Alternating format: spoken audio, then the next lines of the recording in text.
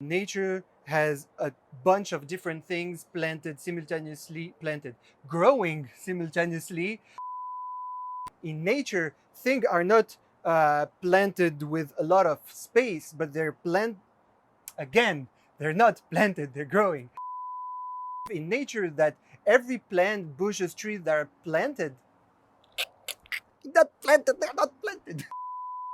In nature, everything that is growing, there are growing. Now I forget what I have to say. You're just so focused on not saying the word planted.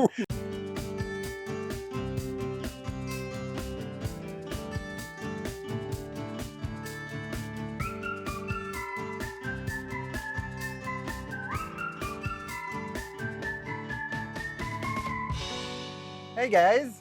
Hello! We're here in our front garden for a very specific reason, because the plants behind us are a unique combination of plants that we're going to talk about at the very end of the episode.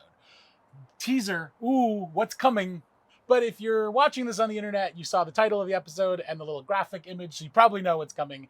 Today's episode is all about Companion planting. I did it again. So today's episode is about companion planting. So as you know, guys, in permaculture, what we do is we observe a lot the nature and we try to mimic it. There is no monoculture in nature. Wherever you go for a walk, you would easily observe that nature has a bunch of different things growing simultaneously. You have different kind of trees, different kind of bushes, different kind of plants, different kind of vines. They all sharing the space. And even though things grows all together and very condensed, nature is an amazing example of abundance. So that's why we're trying to reproduce in permaculture in our cultivated ecosystem. So this is what brings us to what we call companion planting. Got it out by myself. He didn't even say it. Boom. High five, Jed. Nailed it.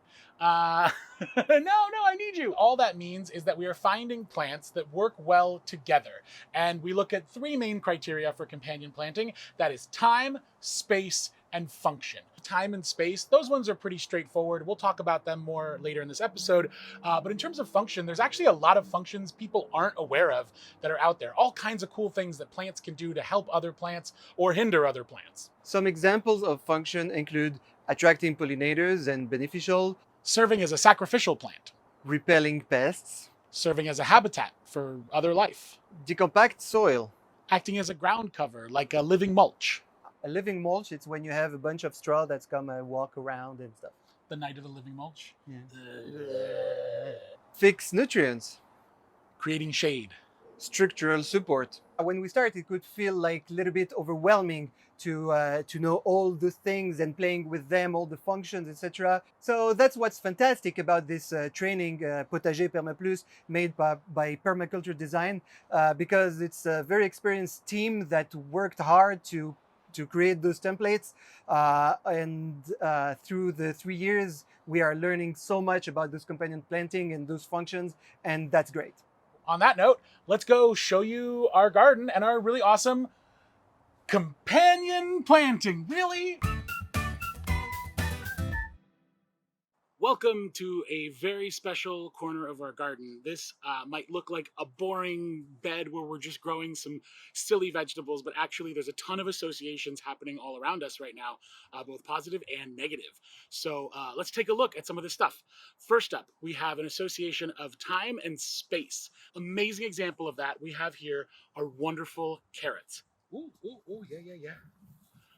Look at that guy. He's got a lot of personality. Hi, welcome to our garden. I'm going to talk about Okay.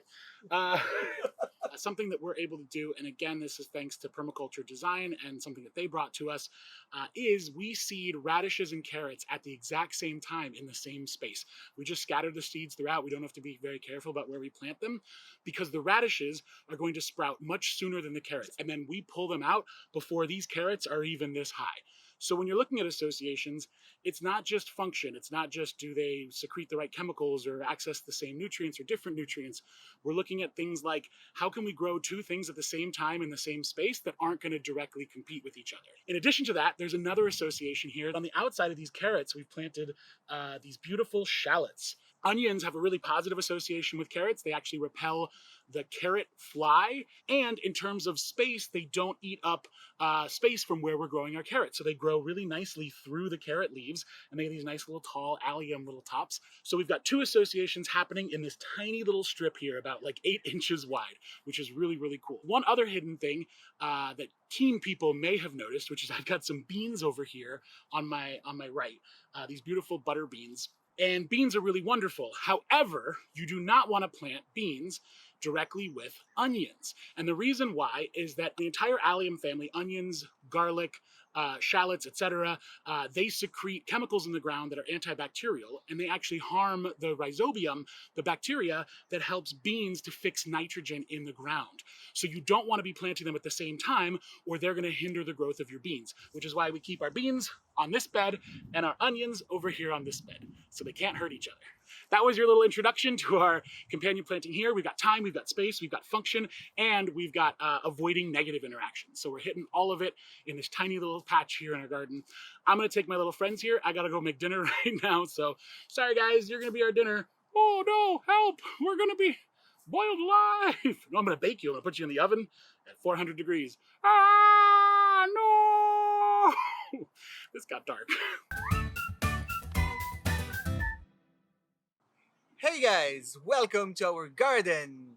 How are you today? I'm good, thanks. Everything's alright. Yeah, yeah. Anyway, nice conversation. Today we're gonna talk about the association of marigold and tomato. As you can see, marigold, tomato, beautiful. Beautiful tomato. Actually, I didn't discover the association by myself, but it's in the training we're following right now. So when I was reading the template and they say, okay, so next to the tomato, you're gonna plant marigolds, I was really? But actually, when I read more about it, I understood that the marigold helps a lot the tomato. So the main function is to repel the nematodes that are tiny white worms that are in the ground and that attacks the roots. And by planting marigold around the tomatoes, we repel those nematodes.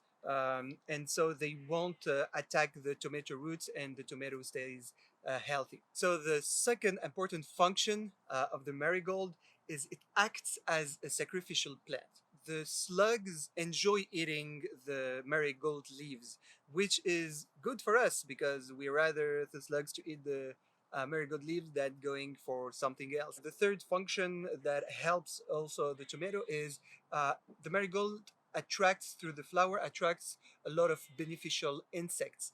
Those beneficial insects gonna go eat the pests that might hurt the tomato. Thanks, Marigold. We really appreciate your help here. You're really pretty. Oh, thank you. Stop it. Welcome to our front garden Yeah. where we are experimenting right now the Three Sisters. Probably one of the oldest companion planting methods that is known.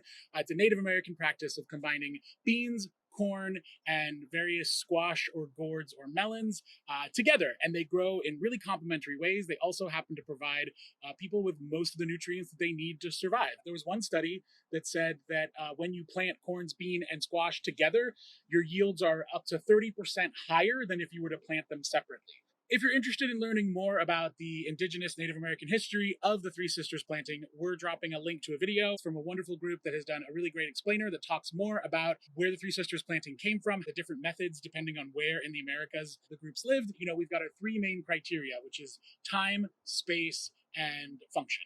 And in this instance with the Three Sisters, all three of them are fulfilled.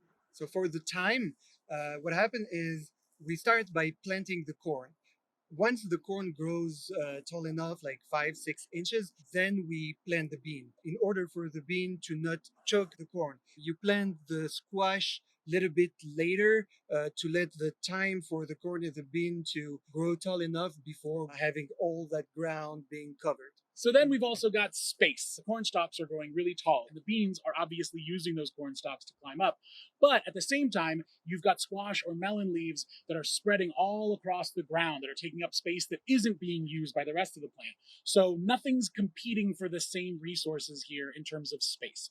Each of the plants in this arrangement has an important function to play. So for starters, we've got our corn. Our corn creates a natural stake, as you can see here, for our bean plants to grow up. And this wonderful little bean plant has already been winding his way up our corn so they can find all the light they need. This is nature doing our job for us, which is great because we're super lazy. Number two, we've got our squash. That's growing low on the ground. The squash is a natural ground cover. It's doing what our mulch does normally. It's protecting our soil so that it stays moist and we don't have too much evaporation loss. And finally, we have the beans. So the beans are from the legume family, which fixes nitrogen in the ground. The nitrogen, it's what all the plant needs to grow all those leafy green.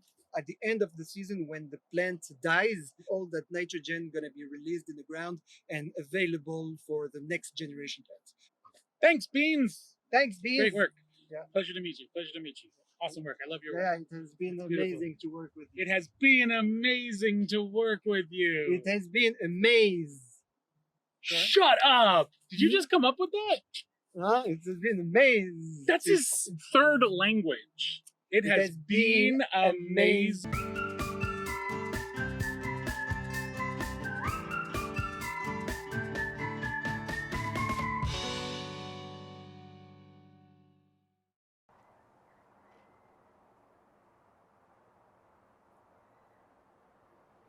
Okay.